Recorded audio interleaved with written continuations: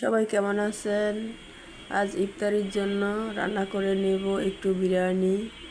এখানে পরিমাণ মতো তেল দিয়ে পেঁয়াজ কুচি দিয়ে দিলাম। এবার এগুলোকে কিছুক্ষণ কষিয়ে নেব।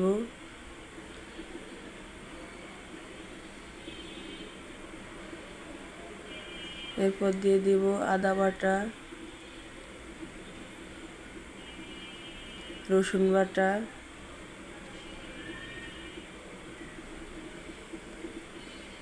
আদা বাটা রসুন বাটা দিয়ে আবার কিছুক্ষণ কষিয়ে নেব।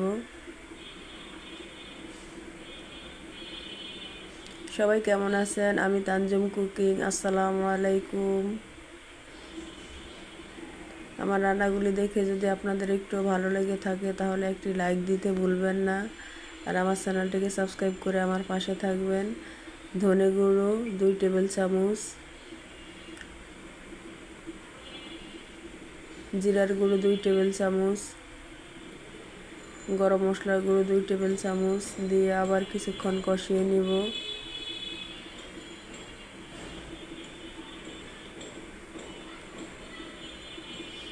একটা 2 টেবিল চামচ দিয়ে দিব মরিচ গুঁড়ো।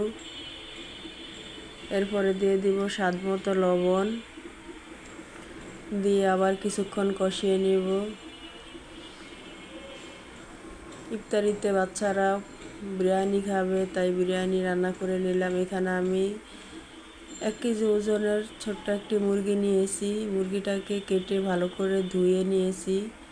এবার দিয়ে দিলাম মশলাতে। এবার কিছুক্ষণ কষিয়ে নিব। তাই একটু চটপট করে রান্নাটা করে নিলাম, যেহেতু ইফতারিতে বিরিয়ানি খাওয়া হবে।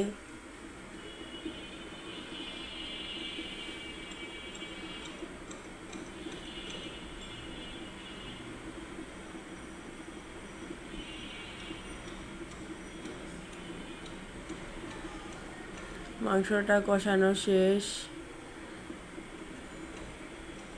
এবার দিয়ে দিলাম এখানে 100 গ্রামের মতো মটরশুঁটিটাকে দিয়ে আবার কিছুক্ষণ কষিয়ে নিব।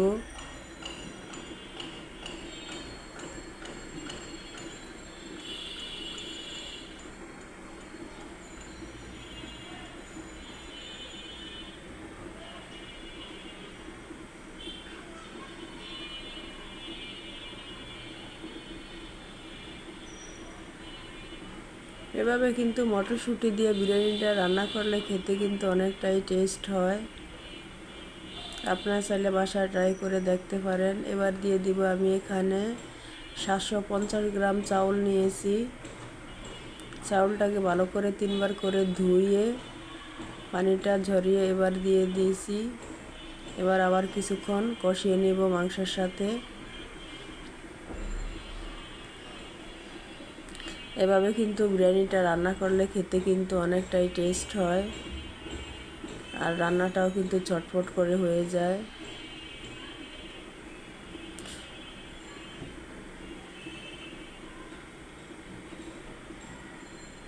আবার কিছুক্ষণ নাড়াচাড়া দিয়ে দিলাম। এবার দিয়ে দিব গরম পানি দিয়ে দেব পরিমাণ মতো। নাড়াচাড়া দিয়ে দেখি হয়তো আর একটু লাগতে পারে। এবার পরিমাণ মতো পানিটা দিয়ে দিয়েছি আমি।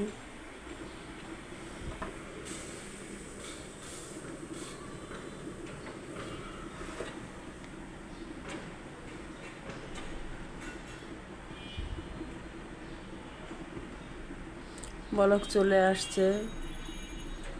বলক দেওয়ার আগে কিন্তু চুলাটাকে একেবারে হাই হিট করে রাখতে হবে। যখন বলক চলে আসবে তখন কিন্তু চুলাটাকে একেবারে লো হিট করে দিতে হবে।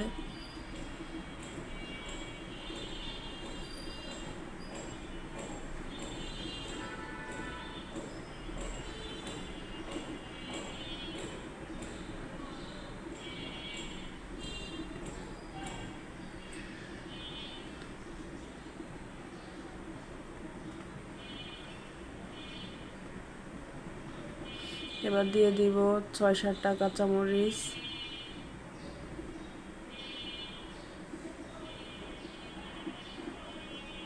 এবার দিয়ে দিব গোলাপ জল। গোলাপ জল 1 টেবিল চামচ, কেওড়ার জল 1 টেবিল চামচ। এগুলা দিলে কিন্তু বিরিয়ানিটার স্মেলটা কিন্তু অনেক ভালো আসে। এবার নাড়াচাড়া দিয়ে কিছুক্ষণ নাড়াচাড়া দিয়ে একটি তাওয়ার উপরে বসিয়ে দিব। এতেই কিন্তু বিরিয়ানিটা চটফট করে হয়ে যাবে।